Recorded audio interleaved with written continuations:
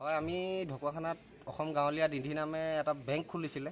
আচলতে সেইটো যে ভুৱা প্ৰতিষ্ঠান আছিলে আমি জনা নাছিলোঁ, কাৰণ কেলৈ আমি সহজ সৰল খাটি খোৱা মানুহ। আমি দোকানত বহি থাকোঁ, দিনটো তামোল পাণ বিক্ৰী কৰি যি দুটকা এটকা পাওঁ সেয়াই ঘৰ চলাই আছিলোঁ। পইচা আমি জমা থৈছিলোঁ, মোৰ প্ৰায় 6 মাহ হৈছিলে, পাৰ ডে 100 টকাকৈ আছিলে। তাৰপিছত যেতিয়া পইচাটো মেচিয়ৰ হ'ল, আনিব গৈছিলোঁ। আনিব যাওঁতে তেতিয়া ক'লে আজি দিম কালি দিম, আজি দিম কালি দিম কৰি আমাক প্ৰায় এমাহ দিন ছটুৱাই দিলে। এমাহ দিন ছটুৱাৰ পিছত আমি বেংকত যোৱাৰ পিছত দেখিলোঁ যে বেংকত তলা।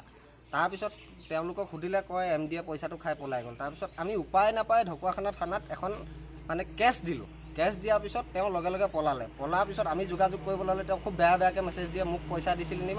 এনেকুৱা ব্যৱহাৰ কৰে তেওঁ, এইটো আপোনালোকৰ আগত ভাষাৰে প্ৰকাশ কৰিব নোৱাৰি, ইমান অশ্লীল শব্দ প্ৰকাশ কৰে। তাৰপিছত এনেকুৱা হ'লগৈ তেওঁ পলালে। পলোৱাৰ পিছত এতিয়া বিশেষকৈ GP সিং মহোদয় আৰু লখিমপুৰ জিলাৰ SP মেমক আমি ধন্যবাদ জ্ঞাপন কৰিছোঁ। লগতে ঘিলামৰা আৰক্ষী থানাৰ ভাৰপ্ৰাপ্ত আৰক্ষী বিষয়া নয়নজ্যোতি ডেকা ছাৰক আমি ভাষাৰে ধন্যবাদ জ্ঞাপন কৰিব নোৱাৰোঁ। তেওঁৰ ওচৰত আমি আজীৱন ঋণী যে আমাৰ 300-400 খাটি খোৱা অসমীয়া মানুহ, যিখিনি আছিলে খাটি খোৱা অসমীয়া মানুহৰ পইচা খাই সি লুটিপুটি আমাৰ টকাৰে বাহিৰত গৈ বিলাসী গাড়ী লৈ দুফালে দুজনী ছোৱালী লৈ তেওঁ যিদৰে আমাৰ পইচা গোগ গ্ৰাসে হজম কৰি যিমানখিনি এনজয় কৰি একদম নুদুকা শিয়ালৰ দৰে এনজয় কৰি বহি আছিলে গুৱাহাটীত। এই ছাৰে আমাৰ কাৰণে যিমানখিনি কষ্ট কৰিছে আমি এইখিনি ভাষাৰে প্ৰকাশ কৰিব নোৱাৰোঁ। এতিয়া আমি এটাই বিচাৰোঁ, আমাৰ ন্যায় ব্যৱস্থাৰ ওপৰত আমাৰ সম্পূৰ্ণ বিশ্বাস আছে, যাতে আমাৰ এই খাটি খোৱা মানুহখিনি, যিমানখিনি খাটি খোৱা মানুহ আছিলে সেই মানুহখিনি যাতে পইচাটো আমাক ঘূৰাই দিয়ে, আমি সেইটোৱে বিচাৰোঁ। ন্যায় ব্যৱস্থাৰ ওপৰত আমি আস্থা ৰাখি আমি ডেকা ছাৰক বিনম্ৰতাৰে অনুৰোধ জনাওঁ যে ন্যায়ৰ সুৰুঙাই দি তেওঁ যাতে কোনো কাৰণে বাচি যাব নোৱাৰে। কাৰণ কেলৈ ইয়াত যিমানখিনি মানুহ আছে গোটেইখিনি খাটি খোৱা কষ্ট কৰি খোৱা অসমীয়া মানুহ আছে ইয়াত।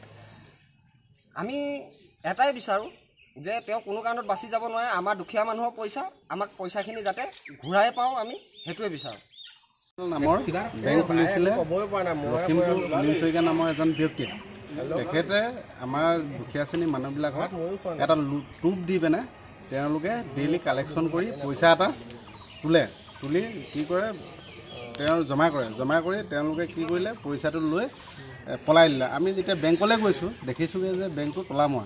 আৰু তেতিয়া সুধোঁতে কৈছে বেংকৰ এনেকুৱা তেনেকুৱা বোলে আজি কাৰেণ্ট নাই, আজি লাইন নাই, আজি বোলে মেনেজাৰ নাই, কিবা নাই। তাৰপিছত আৰু আমাৰ যেতিয়া মেচিয়ৰ্ড হ'ল, প্ৰায় মেক্সিমাম তোমাৰ মেচিয়ৰ্ড হোৱা আজি এবছৰৰ দিন হ'ল আৰু ধৰা।